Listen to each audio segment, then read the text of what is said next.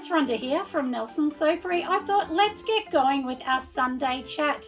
As you can see here, I have candles everywhere. I've been so busy, so it's probably honestly the perfect topic that we can have for the day. So what kind of wicks do we use? This is a question that has been asked. And, you know, to give you the short answer before we even get into this, it's really hard because it is testing, but I will go through a few things and hopefully these things give you a few pointers along the way and really do help you to choose the wick that you want.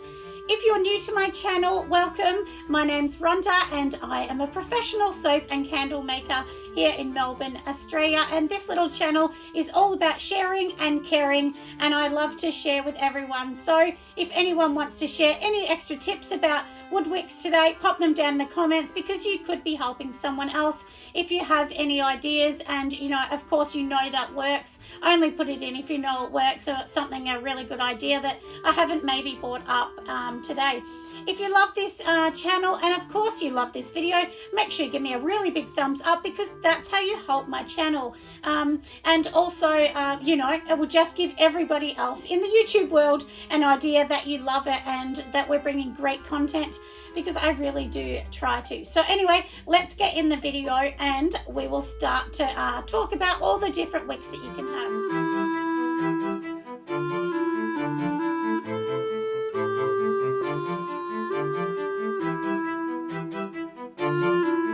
So as most of you know, I do use wood wicks. Predominantly that's all I use, but I didn't start that way. I actually started using a lot of, you know, just your basic wick. So I thought I would show you these. These are basically a basic wick. It's just, you know, like a little braided kind of wick. They're really cheap, but these are a great one just to start with. And I think these are like more for tea lights that I got from Aussie Candles. They're really cheap. They're only a couple dollars for a bag. So like maybe $6 for a bag of 50 or something. So they were really good to start with, just, you know, to kind of get your feet wet in the candle world, because until you start using a few, then it's really hard to make that decision on what you actually want.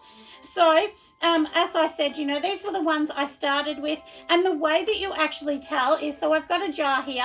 So what you would do is you would get your jar and you would literally measure from one side here to the other side here. So say this jar is 8 centimeters, I think this is 8.3, then you will actually have some candle suppliers such as, you know, Aroma, Aussie Candles, and so on, and they will actually give you some measurements side to side, and I'm sure Candle Science would do that as well. So they will give you a recommendation on your jar. So what I do is I start with their recommendation, but you may need to go 1 or 2 up or 1 or 2 down. And that will actually depend on the wax that you're using, if you're using colorants, exactly everything that you're using, even the sprinkles on the bottom can change that, because certain things can clog up the wicks or they can actually slow down the burn. So these are things that are super duper important to actually think about when you're getting your wick. So a good example actually is these jars. So these are a number 18, but I could have gone up to a 20, or even I could have gone down in this wood wick. But because I'm using 100% soy, it does burn at a cooler temperature as well.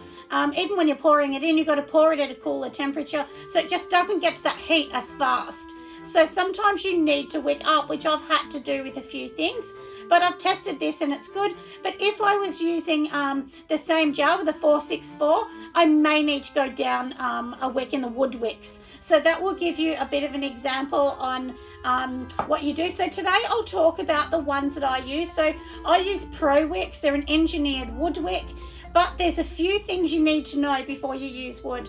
If you're using pure soy, which that's 100% pure soy that I use from Pure Candle Supplies. If you have a wood wick, the wood wick actually will sometimes discolor only the top portion of the wax. So in the candle that I'm burning down here, you'll see that it's gone a greeny color, and that's sometimes what it does. And the reason it is because I have a slight color of green mint in this color as well, very slight, but the wood wick will pull that color out. So that's what actually happens. But if I use 464, the color will not change, but I'll get frosting. So it's kind of a give and take on which one you use and why. So that's a little bit about the wood wicks and things that they can do. But the good thing about wood wicks is, it gives a longer burn, a slower burn. There's just a few things about them, and that's just from my own testing what I have actually noticed. So anyway, like I said, that's something to think about, isn't it? So anyway, like I said, that's one thing I've noticed about the wood wicks. And then I've got these ones that I use. So these particular ones here, these are a HTP. And these are, just like this as well. So obviously these are not a wood wick. They're like a braided one. And I actually got these from not Aussie Candle Supplies, Pure Candle Supplies. They actually had a few boxes. And I actually use these for my body form mold. So if you've got like that silicone mold that, is like the woman's body or the man's torso, then these are the perfect size for these. So I'll tell you what they are. So these are a HTP 4-1, and they'll only go up to maybe 4 centimeters across. So like I said, that's how you sort of determine it is, the width of the jar, but it's only a rough measurement. And then of course you do need to do your testing, but that's the ones that I use, like I said, for my body form molds. The wood ones, they're just too big, and I wouldn't suggest them in the body form molds, and plus they don't look as nice in them. So wood wicks really are good for glass jars. That's my suggestion with the wood wicks.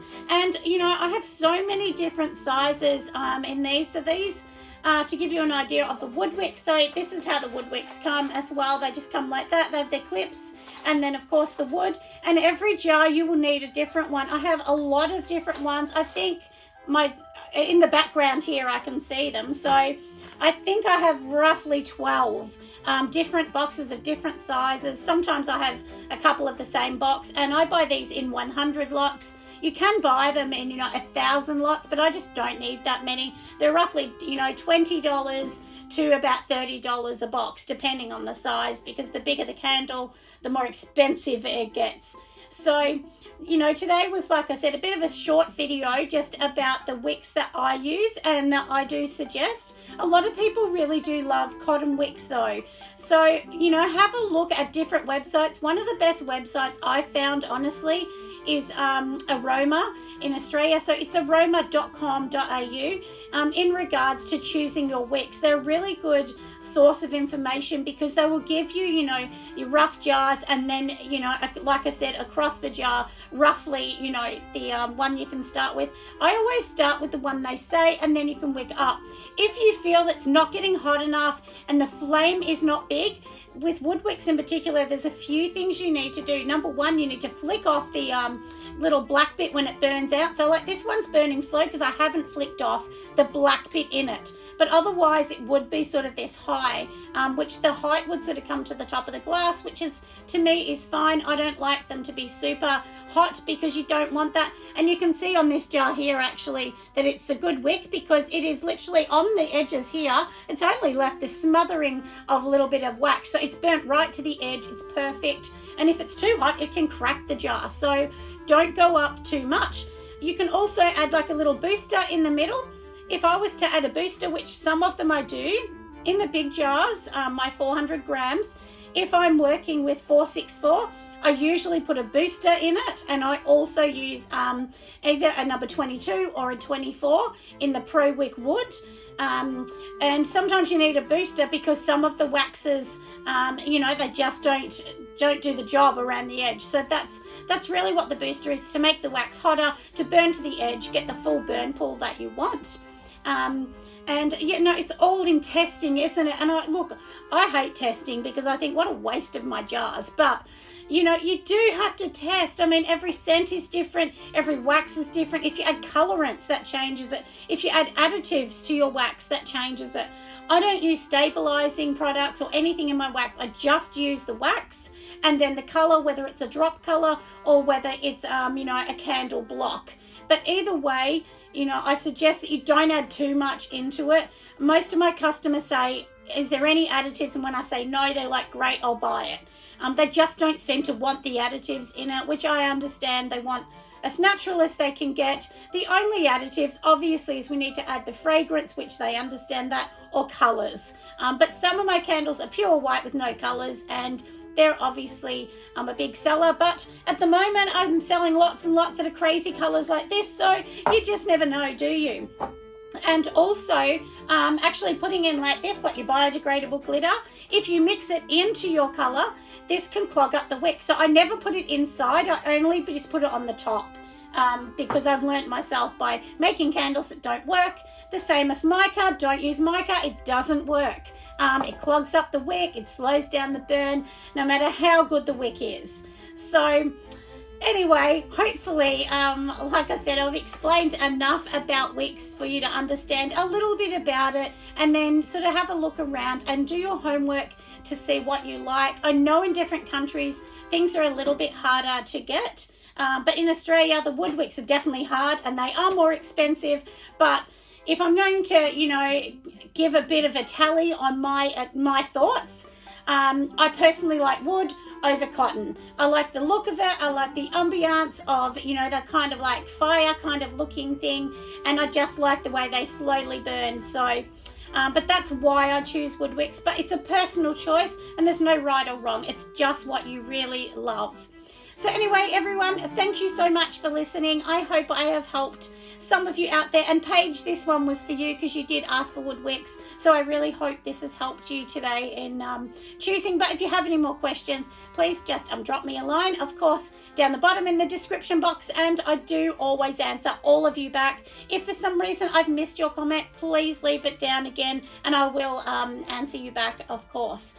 But make sure you give me a big thumbs up, like I said, and pop on the notification and make sure you subscribe to my channel. That way you can see all my fun, amazing comments and a bit of laughter as well. Anyway, be nice to everybody that you see today. Put a smile on your dial and I will see you next time. Bye for now.